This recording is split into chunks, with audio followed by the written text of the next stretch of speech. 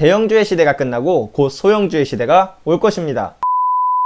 여러분의 투자 첫걸음을 만들어줄 투스텝의 양벨입니다. 주식에 대해 아무것도 몰라도 누구나 삼성전자가 좋은 것은 알고 있습니다. 또 미국 주식하면 무엇이 떠오르시나요? 애플, 아마존, 마이크로소프트, 넷플릭스 이런 것들이 아닌가요? 물론 좋죠. 저도 그렇게 생각합니다. 좋은 기술력을 가지고 있고 좋은 인재도 많이 보유하고 있습니다. 하지만 아무리 좋은 주식도 누구나 좋다고 생각하는 것은 그만큼 많은 사람들이 사려고 할 테니 가격의 측면에서는 고평가가 되어버립니다. 아닌 것 같으신가요? 아무리 생각해도 미래에도 이들이 계속 독주할 것 같으신가요? 하지만 저는 이렇게 생각합니다. 모두가 쳐다보고 있는 곳에는 기회가 없다. 하지만 모두가 한 곳만 쳐다보고 있을 때 기회가 생긴다. 워렌 버핏이 가장 신뢰하는 투자자 하워드 막스가 니프티 50에 대한 얘기를 그의 저서 투자와 마켓 사이클의 법칙에서 다루었던 것을 본 적이 있습니다. 그는 책에서 이 니프티 50는 항상 반복된다고 했었는데요. 이해를 돕기 위해 니프티 50에 대해 짧게 설명드리면 1960년대 말 미국 기관 투자가들이 선호했던 50개의 종목을 일컫는 말인데요. 한마디로 그 당시에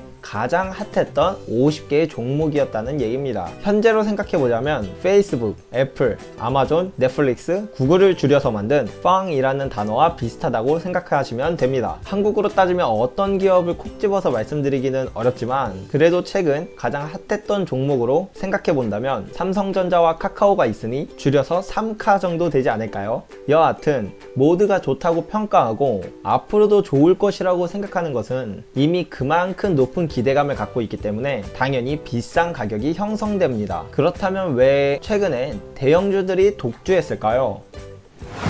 저는 그 대표적인 이유는 바로 패시브 투자 장세가 열렸기 때문이라고 생각하는데요. 사람이 생각해서 주식을 사고 파는 게 아니라 코스피와 같이 주가 지수를 묻지도 따지지도 않고 그대로 따라가도록 설계되어 기계적으로 사고 파는 투자를 바로 패시브 투자라고 합니다. 흔히 인덱스 펀드 혹은 ETF라는 말로 많이 들어보셨을 텐데요. 이 패시브 투자의 가장 큰 특징은 가중평균이라는 것을 사용합니다. 이것이 뭐냐면 쉽게 말해서 빵 한 조각을 10명이서 나눠 먹는데 10등분해서 한 명씩 동일하게 나눠주는 것은 동일 비중이라고 합니다. 그러나 뚱뚱한 사람이 아무래도 평소 식사량도 더 많을 테니 조금 더 먹고 날씬한 사람은 조금 덜 주는 이것을 바로 가중평균이라고 합니다. 마찬가지로 투자금을 큰 기업한테는 더 많이 투자하고 작은 기업일수록 더 적게 투자하는 것이 패시브 투자의 특징이었다는 것이죠. 이러다 보니 패시브 투자가 늘어나면 늘어날수록 큰 기업에게 더 많은 돈이 투자가 됩니다. 따라서 대형주와 소형주의 격차가 벌어지게 되는 것이죠. 이 차트를 보시면 패시브 투자로 가장 많이 쓰이는 ETF의 순자산이 왕창 늘어난 것을 볼 수 있습니다. 이것으로만 봐도 얼마나 많은 사람들이 패시브 투자에 관심을 가지게 되었는지를 알 수 있는데요. 그렇다면 정말 패시브 투자만 커진 건지 아니면 그냥 투자에 관심이 생긴 들이 많아져서 같이 커진 건지를 알 수 없기 때문에 이 그래프를 보시면 액티브 펀드, 즉 사람이 좋은 주식이라고 생각하는 것을 사고 파는 펀드는